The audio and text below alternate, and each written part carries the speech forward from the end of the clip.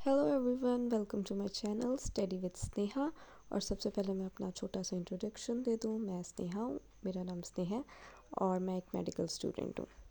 आज के लेक्चर में हम लोग डिस्कस करने वाले हैं central nervous system in human पे। तो अब हम स्टार्ट करते हैं अपने लेक्चर को। हमारे टॉपिक से हमें पता चल रहा है कि हम सीधी सीधी ब्रेन के बारे में बात कर रहे हैं central nervous system in human में। सबसे पहले हम बात करते हैं how central nervous system is protect in human. कैसे सेंट्रल नर्वस सिस्टम ह्यूमन को प्रोटेक्ट करता है। तो सबसे पहले हम डिस्कस कर लेते हैं। हम पहले देखते हैं स्ट्रक्चर। तो इस डायग्राम में हम देख सकते हैं, सबसे ऊपर आता है स्कैल्प हमारा, और इसके नीचे आता है पेरिस्टियम, जो एक लेयर होती है जो कि बोन को प्रोटेक्ट करती है। इसके बाद आती है बोन, क्रेनियम मीन्स स्कल, और इसके नीचे होती हैं 3 लेयर्स जिनको हम कहते हैं मेनेंजेस हम उनको कहते हैं, पर उसके नीचे उसकी 3 लेयर्स होती हैं। उन लेयर्स का नाम है डूरा मेट्रा, एर्कनॉइड मेट्रा और पिया मेट्रा, और उसके नीचे होता है हमारा ब्रेन। तो हम इसमें देखेंगे सेंट्रल नर्वस सिस्टम कैसे प्रोटेक्ट करता है ह्यूमन को। तो सबसे पहले बोन आ जाती है, बोन के ज़रिए से प्रोटेक्ट किया जाता है। तो स्पाइनल कॉर्ड और ब्रेन के ज़रिए, मतलब क्रेनियम और वर्टिब्रल कॉलम, ठीक है, ये स्पाइनल कॉर्ड में, और ब्रेन प्रोटेक्ट करता है ह्यूमन को, ठीक है। इसके बाद क्या प्रोटेक्ट करता है, मेनिंजेस, ठीक है, जो मैंने आपको 3 लेयर्स बता चुकी हूँ डायग्राम के साथ। और इसके बाद क्या आता है, by fluid, cerebrospinal fluid, ये हमारे ब्रेन को प्रोटेक्ट करता है किसी भी शॉक की हालत में। अगर ब्रेन को प्रोटेक्ट करता है और उससे बचाता है। इसके बाद बाय फ्लूइड ब्रेन में, वेंट्रिकल्स में और स्पाइनल कॉर्ड में होता है, जो कि हमारे ब्रेन को प्रोटेक्ट करता है। बाय स्कैल्प भी स्किन कवर करता है, तो ब्रेन को प्रोटेक्ट करता है, और बोन कवर भी ब्रेन को प्रोटेक्ट करती है। अब हम ब्रेन के पोर्शंस को डिस्कस करेंगे, जिसमें फोर ब्रेन आता है सबसे पहले, फिर आता है मिड ब्रेन और फिर हैंड ब्रेन। तो सबसे पहले हम डिस्कस करेंगे फोर ब्रेन को। फोर ब्रेन के 3 पार्ट्स हैं। फोर ब्रेन में 3 पार्ट्स हैं। इस लेक्चर में हम फोर ब्रेन को ही डिस्कस करेंगे। तो फोर ब्रेन के 3 पार्ट्स हैं। फर्स्ट थैलेमस है, और सेकेंड लाइम्बिक सिस्टम है, और थर्ड सेरेब्रम है। इन तीनों को हम फोर ब्रेन में डिस्कस करते हैं। तो सबसे पहले थैलेमस को डिस्कस करेंगे। थैलेमस थैलेमस का क्या काम है, सेंसरी इंफॉर्मेशन इकट्ठा करना। वो किस तरह सेंसरी इंफॉर्मेशन इकट्ठा करता है, बाय स्किन, ऑडिटरी और विजुअल।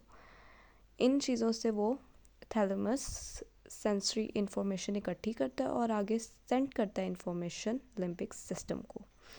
लिम्बिक सिस्टम के भी आगे 3 पार्ट्स हैं, और ये हैं हाइपोथैलेमस, एमिगडाला, और आगे आता है हाइपोकैम्पस। इन 3 पार्ट्स को हम डिस्कस करते हैं लिम्बिक सिस्टम में, जो फोर ब्रेन का एक पार्ट है। तो सबसे पहले हम डिस्कस करेंगे हाइपोथैलेमस को। हाइपोथैलेमस के लिए एक छोटी सी की है जो उसके आगे ही लिखी है। अगर आप इसको याद कर लेंगे तो आपको इन चीज़ों को याद करने में इजी होगा। आपको इन की पॉइंट को याद कर लें और ये चीज़ें आप वैसे ही लिख सकते हैं। तो सबसे पहले हाइपोथैलेमस में हाइपोथैलेमस ही है, और इसके बाद इसमें होता है मेंस्ट्रुएशन साइकिल, ये भी इसमें ही होता है, और स्लीप एंड वेक साइकिल भी यही कंट्रोल करता है, मतलब यही काम करता है। इसमें टेम्परेचर को करता है, और हंगर भी इसी में होता है, और हार्मोन प्रोटेक्शन भी इसी में होती है हाइपोथैलेमस में, क्योंकि इसमें न्यूरॉन सेक्रेटरी सेल्स बनते हैं, तो इस वजह से हार्मोन प्रोटेक्शन होती है। वाटर बैलेंस भी यही करता है। आगे हम डिस्कस करेंगे एमिगडाला को। तो इसके लिए की मैंने लिखी है आगे CPSFLHR, और ये की भी आप याद कर लें तो आपको इसकी भी फंक्शंस याद रहेंगे आगे, कि ये क्या चीज़ें इसमें होती हैं। तो सबसे पहले इसमें होता है क्लस्टर ऑफ एक्सॉन्स। इसके बाद पनिशमेंट का जो चीज़ है वो भी इसी में है। मतलब जितने भी आपके इमोशंस टाइप चीज़ें होती हैं वो इसी में होती हैं। जैसे कि पनिशमेंट कोई आपने सोची है तो ये ब्रेन का पार्ट यहाँ से ही सोचता है। इसके अलावा आगे इसके बाद सेक्सुअल अरोसल, उसके बाद फेयर, लव, हेट, रेज। ये सारी चीज़ें जितने भी इमोशंस हैं वो कौन करता है, ये फोर ब्रेन का जो पार्ट है एमिगडाला, सब कुछ इसमें ही होता है। इसके बाद हम डिस्कस करेंगे हिप्पोकैम्पस को। तो ये बहुत इजीली हम मेमोराइज करेंगे। लॉन्ग टर्म मेमोरी होती है इसमें और इसमें लर्निंग प्रोसेस होता है, दोनों चीज़ें इसी में होती हैं। आगे जो फोर ब्रेन का लास्ट पार्ट है जो कि सबसे बड़ा है सेरिब्रम, उसके भी दो पार्ट्स होते हैं जो कि एक हेमिस्फेयर है और एक सेरिब्रल कॉर्टेक्स है। सबसे पहले हम हेमिस्फेयर को डिस्कस करेंगे। हेमिस्फेयर के दो, एक है लेफ़्ट और एक है राइट, मतलब बॉडी में ये एक राइट होती है और लेफ़्ट होती है हेमिस्फेयर। जो लेफ़्ट हेमिस्फेयर है वो राइट साइड बॉडी को कंट्रोल करता है और जो राइट हेमिस्फेयर है वो लेफ़्ट साइड बॉडी को कंट्रोल करता है। और इनके बीच में होता है कॉर्पस कॉल्सम जो कि कोऑर्डिनेशन करता है लेफ़्ट टू राइट।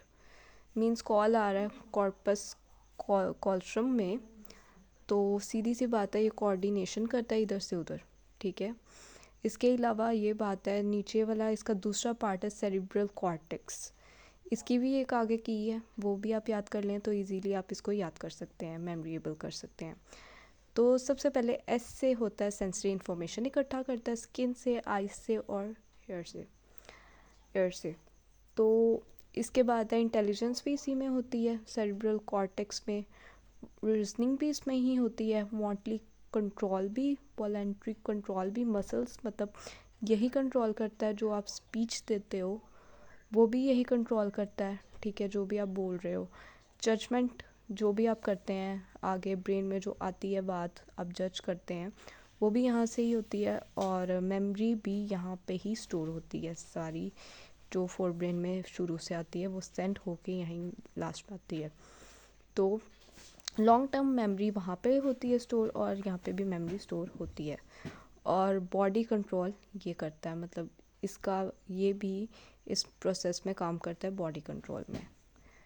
तो आई होप आपको ये लेक्चर समझ आया तो मुझे कमेंट करके ज़रूर बताएं और thank you so much for watching.